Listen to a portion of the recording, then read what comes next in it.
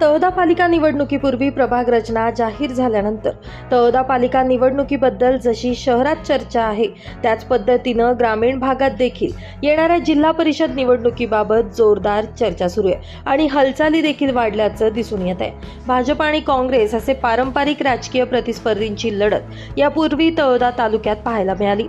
मात्र या पंचवार्षिक निवडणुकीत तळोदा तालुक्यात एकूण 5 गटात जिल्हा शिवसेना शिंदे गट आणि राष्ट्रवादी अजित पवार गट तसेच शरद पवार गट देखील सक्रिय होण्याची शक्यता आहे। याशिवाय आदिवासी सामाजिक संघटना मागील 5 वर्षांपासून सक्रिय असून त्यांना मांडणारा युवकांचा मोठा वर्ग आहे। यामुळे आदिवासी संघटनांना दुर्लक्षित करणं हे राजकीय पक्षांना परवडणार नाहीये। आगामी जिल्हा परिषद निवडणुकांमध्ये अनेक संघटना कार्यरत असून ते अनेक उमेदवारांचं भवितव्य ठरवणारे आहेत। गेल्या कालावधीमध्ये माजी मंत्री पद्माकर वळवी यांनी काँग्रेसचं नेतृत्व करत त्यांची कन्या सीमा वळवी यांना अध्यक्षपदावर विराजमान केलं होतं, तर त्यांचे निकटवर्तीय सुहास नाईक हे 2 टर्म जिल्हा परिषदेच्या उपाध्यक्षपदी असून त्यांनी आपली राजकीय ताकद आणि नेतृत्व या माध्यमातून दाखवून दिलंय। माजी मंत्री पद्माकर वळवी यांनी भाजप भारतीय आदिवासी पार्टी असा प्रवास करून ते पुन्हा एकदा काँग्रेसमध्ये घरवापसी झालेत आणि त्यांच्या समोर आता पुन्हा नव्यानं संघटना बांधणीचं मोठं आव्हान ग्रामीण भागात उभं राहिलंय।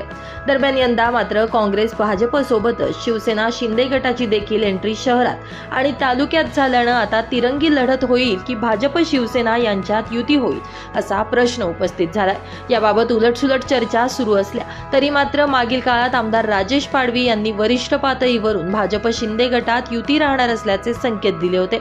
यामुळे जिल्हा परिषद निवडणुकीत राजेश पाडवी यांची भूमिका अत्यंत महत्त्वाची असणार आहे। माजी मंत्री डॉक्टर विजयकुमार गावित, माजी मंत्री पद्माकर वळवी यांच्याकडे देखील सर्वांचं लक्ष असेल, कारण या दोघांना व्यक्तिशः मांडणारा वर्ग मोठा आहे। यामुळे यावेळी जिल्हा परिषद निवडणुकीत तळोदा तालुक्यातील 10 गणात आणि 5 गटात रंगत वाढणार आहे।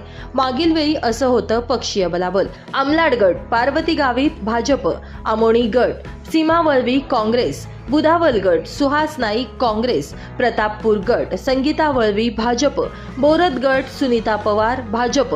दरम्यान यामुळे आता येणाऱ्या निवडणुकीत कोणते राजकीय गणित बसतात, कोणता पक्ष वरचढ ठरतो आणि विजयाची माळ नेमकं कुणाच्या गळ्यात पडते हे बघणं अधिकच महत्त्वाचं ठरणार आहे।